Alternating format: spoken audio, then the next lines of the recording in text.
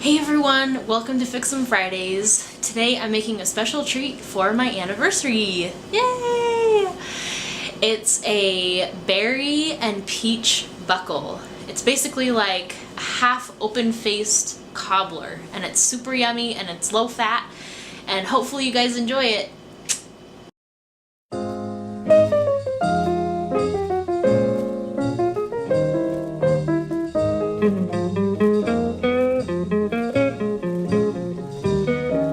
I love you for sentimental reasons.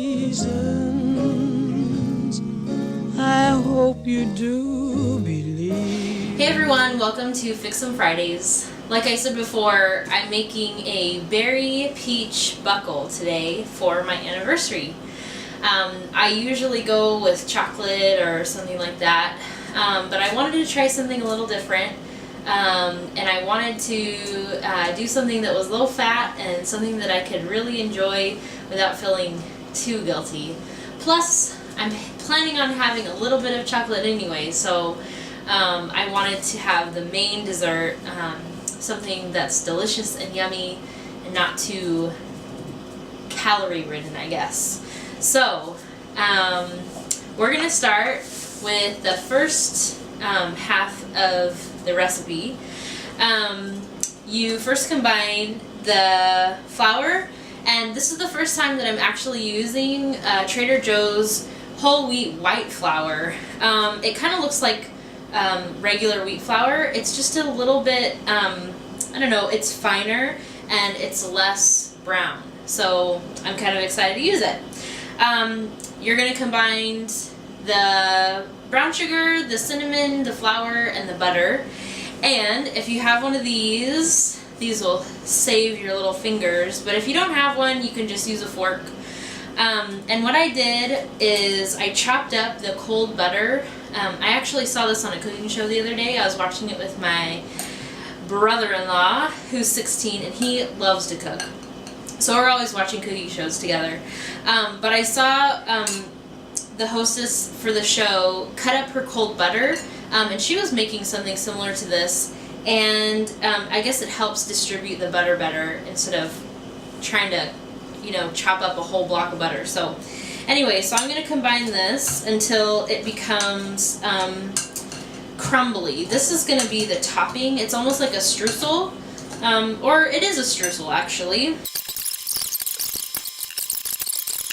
Okay, so for the batter, you're going to cream together butter and sugar, just like any other sweet thing that you make. You're going to cream the butter and the sugar together till it's really fluffy. And I do this with my cookies, with everything I do. I love watching the process, making it really, really fluffy and yummy looking. So, and I'm going to turn this down to a low speed, and you just want to add the eggs one at a time. Make sure that they get all mixed in and everything. I love my KitchenAid, by the way. It's also red. I just love red. So I'm gonna crack this other egg.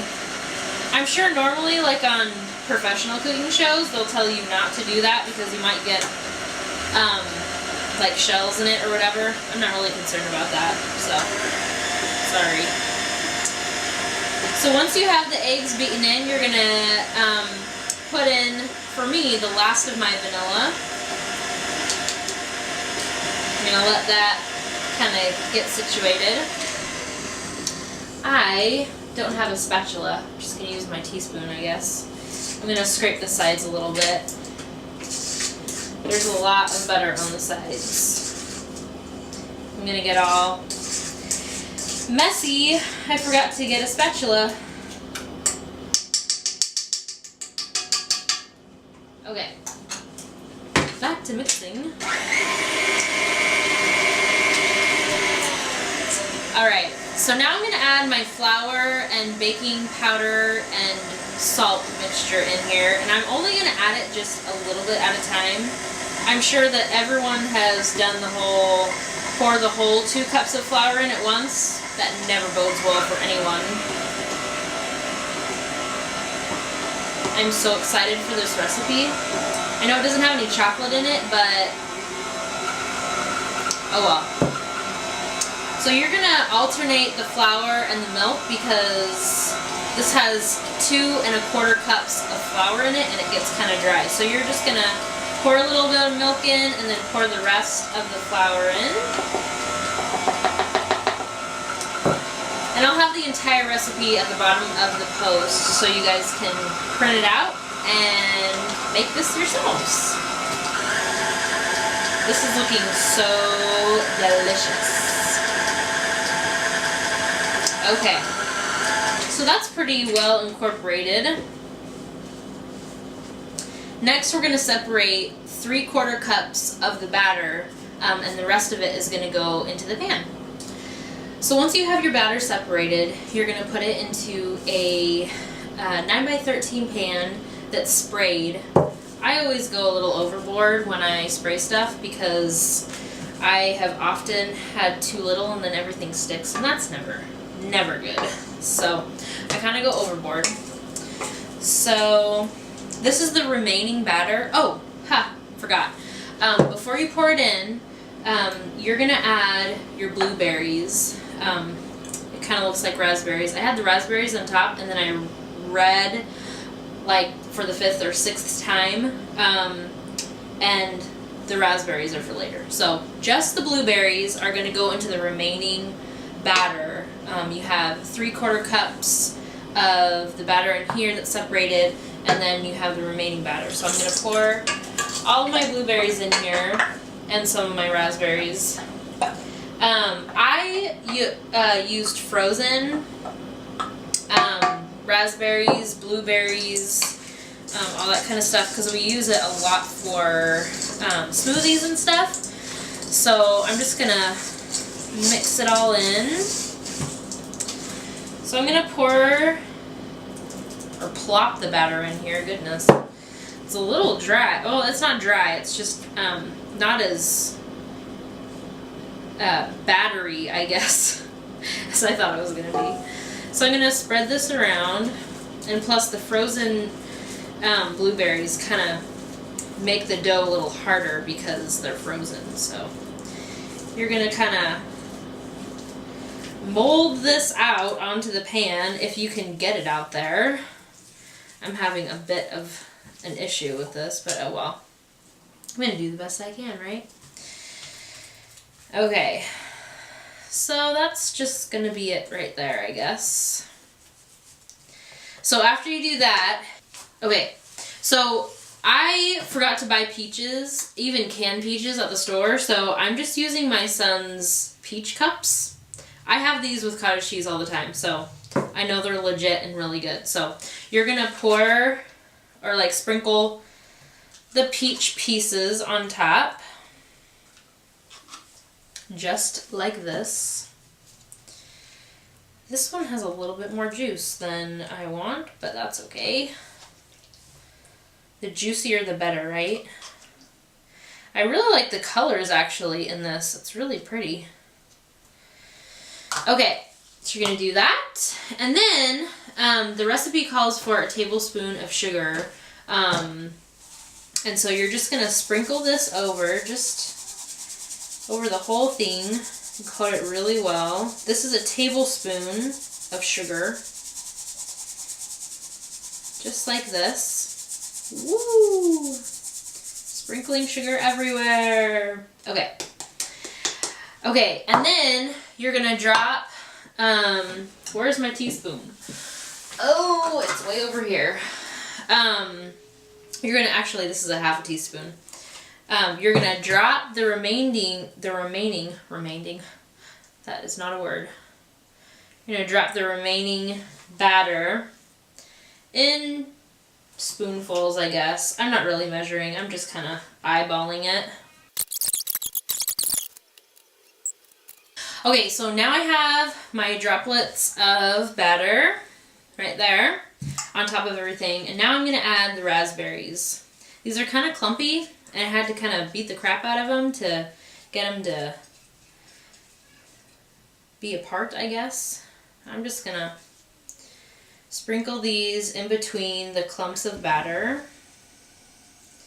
Gosh, I hope this turns out. This is kind of the dessert for my anniversary dinner, so I guess I can just throw it out and go to the store and get a 9-layer chocolate cake, right? No, I can't do that. It'd be nice, but I'm not going to do that. I know better. I have a goal this month. 8 pounds. I can do it. I can do it. Okay. I'm eating! Just kidding. Okay, so after you add the raspberries, this is my favorite part. Yay! You're gonna go back to the very first step, the crumbly, buttery, sugary streusel that you made. And you are just gonna dump this all over. It looks like I made too much. I mean, this thing is kind of small. I had a feeling that I should have done like a square pan, because like when I make brownies and stuff, I usually make them in a smaller pan so that they're thicker.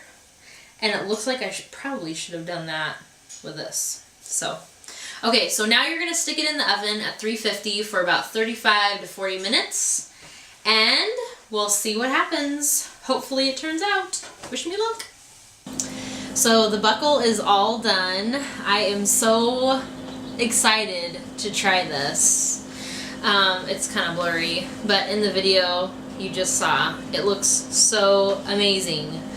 So to get this recipe, you can go to the bottom of this post and I have it all typed out for you.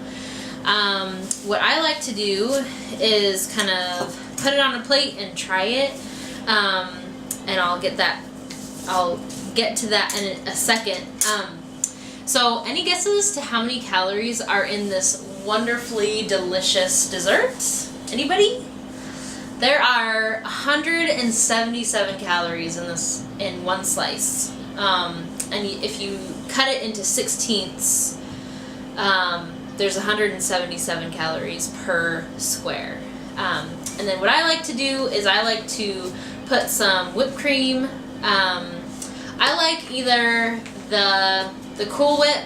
No, this is Cool Whip. This is Cool Whip. Or the Ready Whip.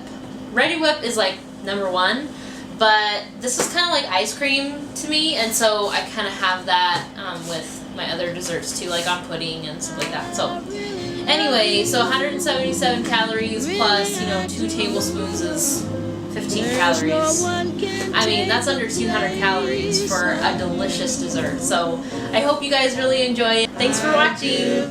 Bye.